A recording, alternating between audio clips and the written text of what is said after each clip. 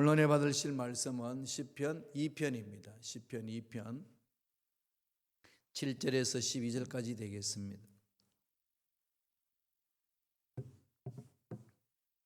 다 같이 시편 2편 7절로 12절까지 말씀 봉독하겠습니다.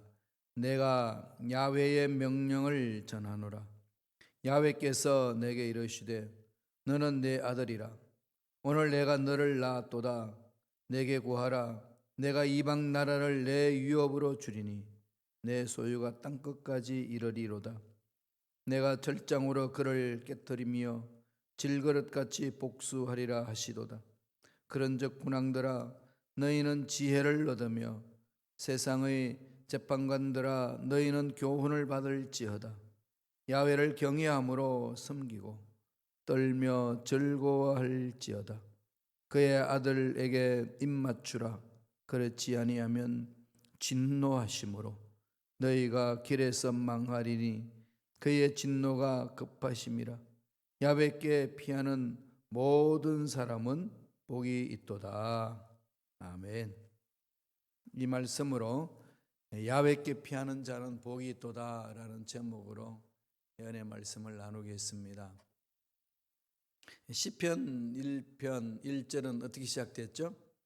복 있는 사람은 이렇게 시작됐지 않습니까?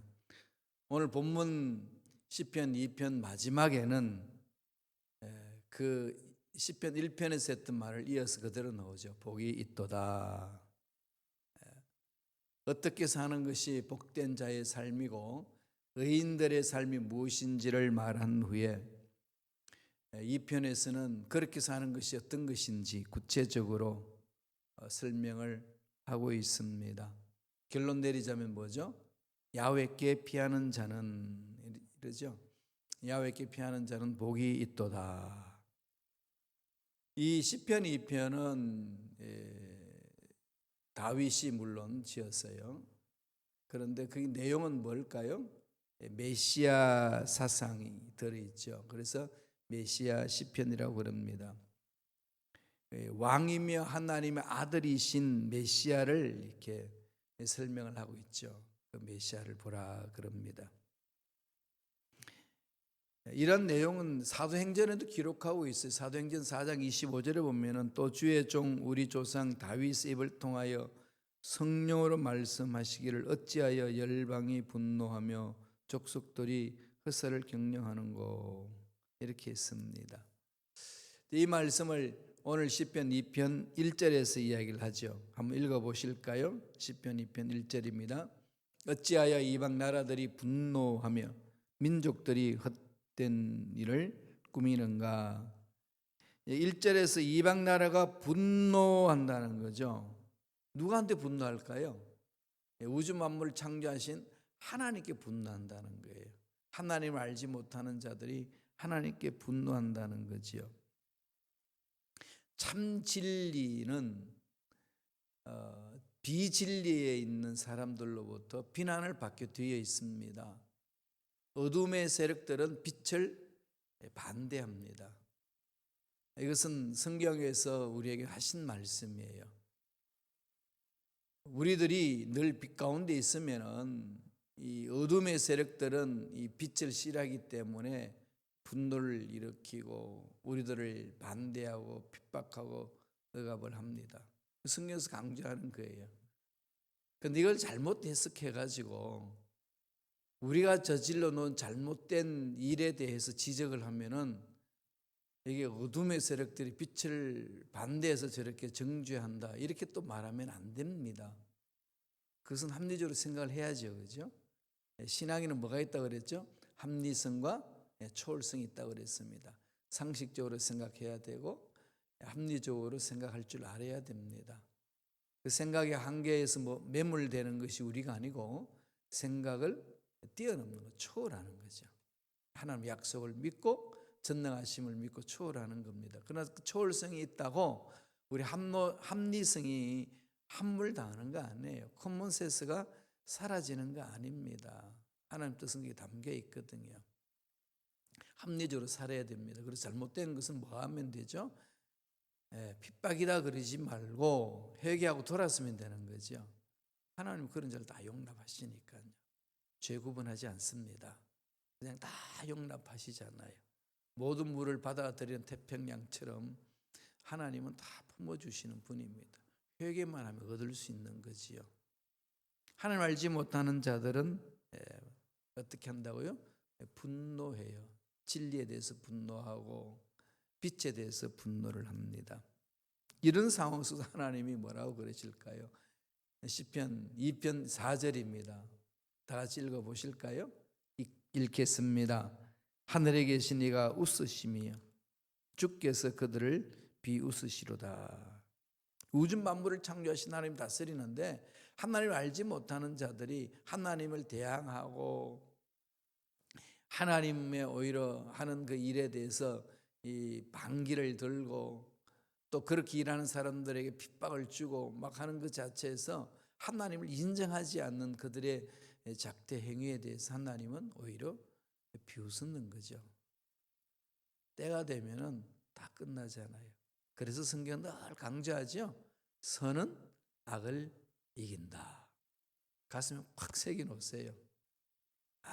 아무리 세상이 악하고 악한 것들이 난리를 쳐도요, 악은 선을 이기지 못합니다. 우리 역사 속에서 우리는 그것을 받지 않습니까? 여기에 대한 소망이 있으셔야 돼요. 그래야 이 악한 세상에 대해서 선을 행하고 하나님의 말씀에 순종하고 나아갈 수가 있습니다. 악하게 대한다고 우리도 악하게 대하면 안 돼요. 우리는 오히려 환대해 주는 거죠. 하나님이 우리를 환대해서 받아주셨으니까 우리들도 환대를 해주는 겁니다. 선은 악을 이기기 때문에 하나님이 처리하신다는 거죠. 때가 되면 하나님이 심판하십니다. 오늘 말씀에도 그러죠. 시편 2편 9절입니다. 다 같이 읽어볼까요? 내가 철장으로 그들을 깨트리며 질그릇같이 부수리라 하시도다. 하나님이 정하신 때가 되면은 대적들을 깨트린다는 거죠. 불복하게 되어 있습니다. 우리는 이런 소망이 있어요. 이런 소망이 있기 때문에 어렵고 힘든 것들을 믿음으로 잘 이겨내는 겁니다. 확신할 수 있는 것은 아버지의 약속의 말씀은 변하지 않는 거예요. 여러분 우리 앞길을 확신할 수 있나요? 여러분 인생의 문제 답을 찾는다고 외치지만은 이게 답이다라고 말할 수 있는 사람이 있나요? 없어요. 답은 알지 못해요. 하나님 앞에 답이 있다는 것을 믿고 한 걸음 한 걸음 나아가는 것뿐입니다. 그러다가 보면은 합력하여 선을 이루고 하나님 정하신 때에 역사가 나타나는 거고 믿음을 한 걸음 옮기는 거죠. 불확실한 미래에 대해서 확신 있게 아무리 외쳐도 어느 누구도 장담을 못합니다. 무슨 일이 어떻게 일어날는지 모르잖아요. 그죠? 이런 일이 코로나19 사태로 이런 일이 있을 거는 꿈에도 생각 못했잖아요. 우리 교회 일로 이사 오면서 여기서 큰 꿈만 품었지요. 이 코로나19 때문에 모여서 예배드리지 못할 것이라는 꿈을 꾼 적이 있습니까? 목사님 특별한 거기 때문에 그렇습니다. 그렇게 말할 수 있을는지 몰라도요. 우리 인생 자체가 그렇다는 겁니다. 확신 못한다는 것이요. 불확실한 미래에 대해서 우리 확신 못합니다. 다만 확신하는 거 딱 하나 있어요. 하나님은 살아계시고 하나님의 약속은 반드시 이루어진다는 사실. 그래서 우리는 믿고 가는 거예요. 그리고 마지막 되면 하나님이 심판하신다는 것. 이건 확신하잖아요. 살아있다는 확신이 있고요. 그죠? 또 하나는 뭐죠? 죽는다는 확신이 있죠. 또 하나 확신이 있어야 되죠. 죽고 난 후에 세계가 열린다는 것. 신세계가 열립니다. 하나님은 말씀을 통해서 우리에게 약속을 해 주신 겁니다. 그래서 우리는 야훼께 피하는 자는 복이 있다고 했습니다. 힘들고 어렵고 고통스럽고 불확실하고 답을 찾아서 헤매는 그 모든 것들 다 하나님 앞에 맡기는 거죠. 하나님 앞에 오는 겁니다. 하루아침에 다 알 수는 없지만은 한 걸음 한 걸음 가면서 알게 돼요. 그렇잖아요. 뒤를 돌아보니까 역시 하나님 함께 하셨어. 역시 하나님이 그렇게 이끌어 주셨구나. 무릎팍을 칠 때 있잖아요. 그런 거거든요. 역시 하나님 그렇게 정하셨구나, 예정하셨구나. 이건요, 미래를 향하여 예정했다 말하는 게 아니고요, 지난 날을 돌아보니까 하나님 그렇게 해주셨구나, 이런 고백입니다. 칼빈도 그렇게 고백한 거거든요. 예정론을 이야기한 칼빈도. 하나님이 다 정해주셨네, 돌아보니. 그런 거 많이 있죠. 무릎팍을 탁 치면서. 그래요. 하나님께 피하는 자는 복이 있습니다. 그럼 우리들이 뭘 해야 될까요? 오늘 시편에서 뭘 하라는 겁니다. 두 가지예요. 복 있는 자의 삶을 어떻게 갖고 가야 되는지, 어떻게 해야 되는 건지, 그래야만 복을 받아 누릴 수 있는 건지 설명합니다. 첫째로 어떻게 할까요? 야훼 하나님을 경외하라는 겁니다. 경외라는 말이 나왔죠. 하나님을 존경하고 하나님을 높이는 것. 하나님을 두려워하는 마음이잖아요. 존경스럽고 그 위험에 두려워하는 마음이죠. 사람의 감정은 불안하고 두려워할 수밖에 없어요. 두려움이 주는 대상이 많거든요. 세상 살면서 약하기 때문에 그 문제 앞에 두려움이 있지요. 죽음에 대한 두려움이 있고, 병 걸림의 두려움이 있고, 물질이 다 도망갈까 봐 두려움이 있고, 내 삶이 끼어질까 봐 두려움이 있고. 세상에 살면서 두려움이 없는 사람은 어디 있습니까? 다 두려움이 있습니다. 그런데 두려움의 대상이 있는 것은 없애버리면 되지만은, 두려움의 대상이 없이 절대적으로 우리를 두려움에 떨게 하는 게 있죠. 그게 뭐죠? 불안이잖아요. 불안. 대상이 없이 내 마음에 떨림이 일어나는 것, 답답한 것, 눌림이 일어나는 것, 불안한 것. 그건 왜 그럴까요? 유한하기 때문에 그렇습니다. 인간이 태어나서 죽는 사실을 아는 순간에 불안한 거죠. 사라짐에 대한 불안. 막연하게도 불안해집니다. 이런 불안은요, 대상이 없어요. 이걸 나를 불안케 하는 무엇이 없습니다. 있다면 딱 하나, 유한하다는 것. 이 유한한 존재, 쉽게 말하면 죽는다는 거 아니겠습니까? 가진 거 다 내려놓는 거 아니겠습니까? 이 불안을 어떻게 해결해야 되죠? 하나님을 만나야 돼요. 왜? 만나야 되죠? 하나님은 영원하시니까. 유한한 존재가 무한하신 영원하신 하나님을 만나서 접하면은, 하나가 되면은 유한은 사라지고 무한 속에 들어가잖아요. 영원한 속에 들어가잖아요. 그래서 유한에서 오는, 한계에서 오는 불안은 사라지는 거예요. 그래서 그것밖에 없어요. 돈도 안 되고 명예도 안 되고 다른 종교도 안 돼요. 이건 종교 문제가 아닙니다. 인간 존재의 근본 문제죠. 나를 창조하신 그분을 만나야 가능하다. 그럼 우리들이 뭘 해야 되죠? 하나님께 나와서 그분을 높이는 거죠. 예. 말씀을 보겠습니다. 시편 2편 11절입니다. 다 같이 읽겠습니다. 야훼를 경외함으로 섬기고 떨며 즐거워할지어다. 하나님께로 돌아와서 하나님을 섬기라 한다는 거죠. 섬긴다.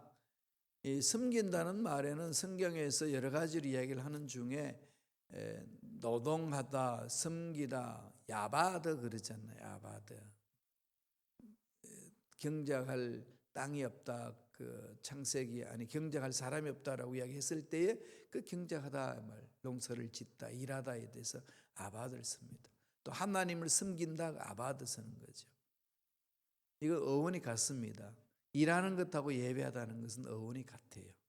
그래서 영어에는 서비스를 그러잖아요. Sunday service. 그 다음에 우리가 일을 하고 봉사할 때도 service. 독일어도 같아요. 일하다를 딘스트거든요. 오늘 일할 일이 있다. 딘스트. 그 다음에 하나님 앞에 예배 드린다. 그러면 하나님을 붙여요. 고테스 딘스트. 하나님을 예배하는 거죠.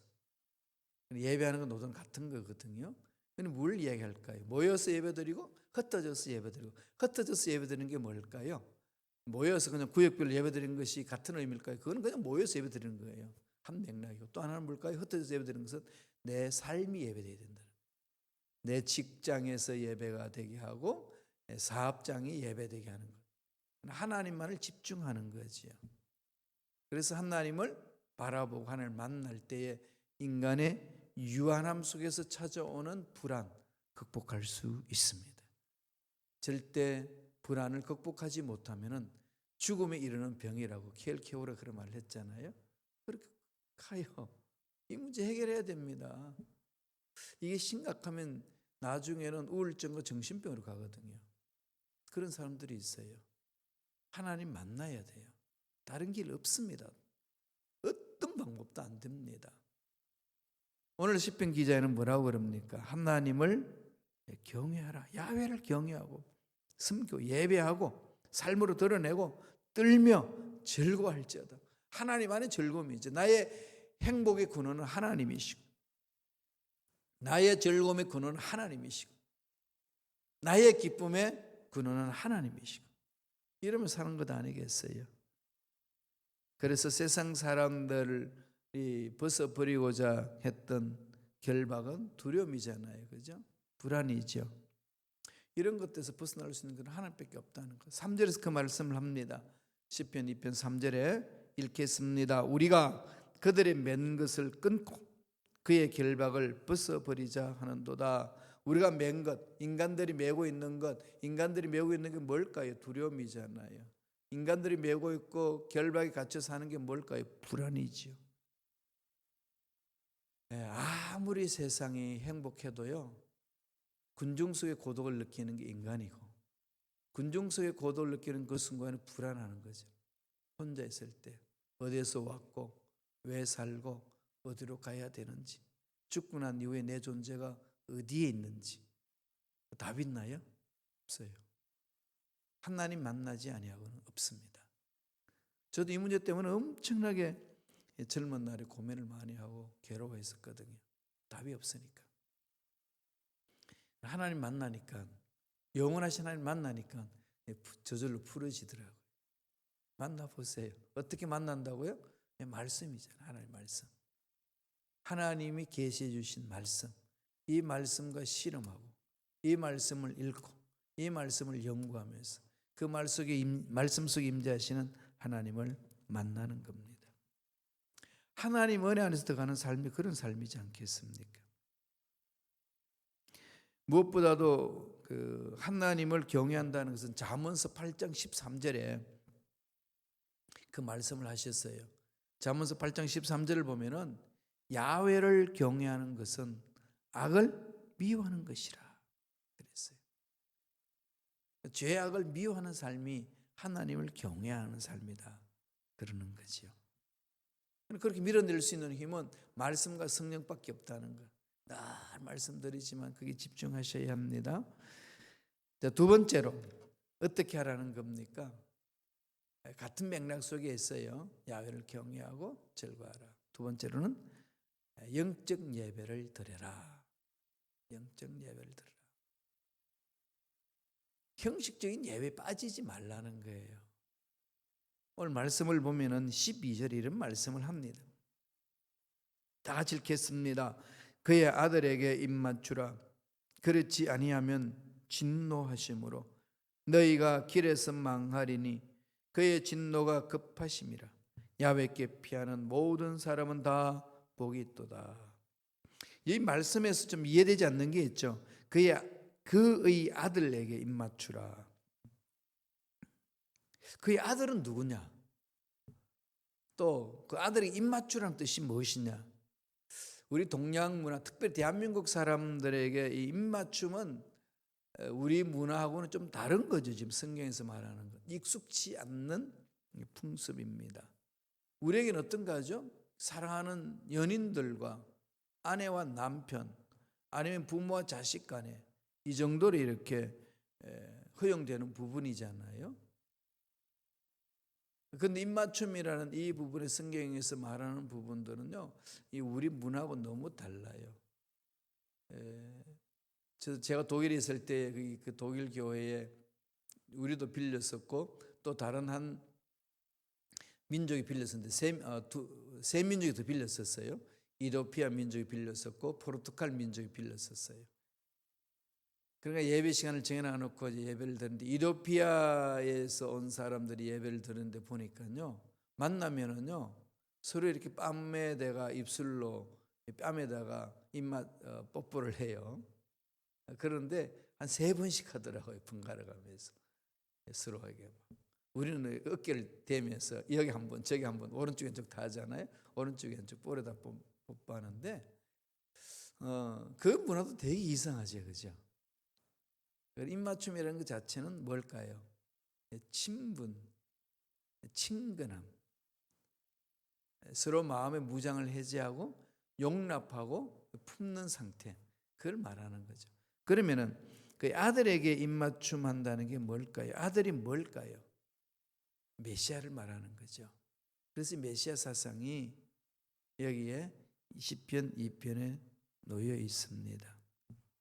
실제로 그 메시아를 사모하라는 거죠. 성부, 성자, 성령 하나님을 사모하는 자의 삶을 말합니다. 오늘날은 뭘 말하죠? 역사 속에 임재하신 예수님을 만나는 거 아니겠어요? 삼위일체로 계셨던 그 하나님이 오늘날에는 우리 예수님이 이 땅에 오심으로 실질적으로 역사 속에 계셨고 그분을 믿음으로 우리는 구원받는 거 아니겠습니까? 따라서 이 말씀 오늘날 우리들이 해석할 수 있는 것은 뭘까요? 예수님을 만나라. 깊이 체험하고 예수 이름으로 기도하고 예수 그리스도 이름으로 예배드리고 예수 그리스도 이름의 권세를 드러내라. 이 말씀이죠. 영적 예배라는 그 의미는 바로 예수 그리스도의 권세에 은혜에 능력에 사로잡히는 것을 말합니다. 이것을 이제 무신론자들, 하나님을 믿지 않는 자들은 거부하잖아요. 무신론이라는 말에 대해서 우리가 잘 생각해야 됩니다. 이론적으로 무신론자들, 정말 그런 것은 철학자나 다음에 과학자나 이런 게 무신론자들이 실질적으로 공개되고 이야기하는 거 아니겠습니까? 하나님을 믿지 않는 자. 그런데 이론적인 무신론자들, 이건 우리가 눈에 드러나는데 우리 그리스도인들 중에 실천적으로 무신론자들이 많습니다. 생각해 보셨나요? 자신의 신앙을 한번 보세요. 나는 유신론자, 하나님을 믿는 사람이죠. 백성이죠. 이론적으로 하나님을 믿는 사람이에요. 그래서 교회 오는 거 아니겠어요? 근데 실전적으로 무신론자들이 있어요. 그게 무슨 말일까요? 내 삶에 하나님이 없는 것처럼 사는 거죠. 내 문제 앞에 하나님의 전능하심을 없는 것처럼, 나와 관계없는 것처럼 사는 거예요. 그래서 문제 앞에 떨고 고통스러워 괴로워하는 거예요. 이런 자를 뭐라고 그러죠? 실천적 무신론자다. 삶의 예수님의 권세가 능력이 드러나지 아니한다는 것은 믿지 않는 자들이지 않습니까? 따라서 저와 여러분들은 하나님 앞에 나와서 우리들이 몸부림치며 나아갈 때는 지금 여기 나와 임재하고 계시고 내 인생을 책임져 주시는 분이고 내 삶 전체를 주관하시는 분이고 내 인생의 문제도 해결해 주시는 분이고 믿고 가는 거죠. 그래서 그분을 높이는 거 아니겠어요? 그래서 예수님 이름으로 찬양하는 것 아니겠습니까? 디도서의 1장 16절에 보면은 이런 말씀을 합니다. 그들이 하나님을 시인하나 행위로는 부인하니 가정한 자요 복종하지 아니하는 자요 모든 선한 일을 버리는 자니라. 하나님을 시인해요. 하나님 믿습니다. 그럽니다. 행위론, 삶 속에서는 하나님이 안 계셔. 하나님 안 계신 특징이 뭐죠? 마음대로 사는 거죠. 말씀을 무시하는 거죠. 말씀에 관심도 없습니다. 문제 앞에 그냥 뜨는 거죠.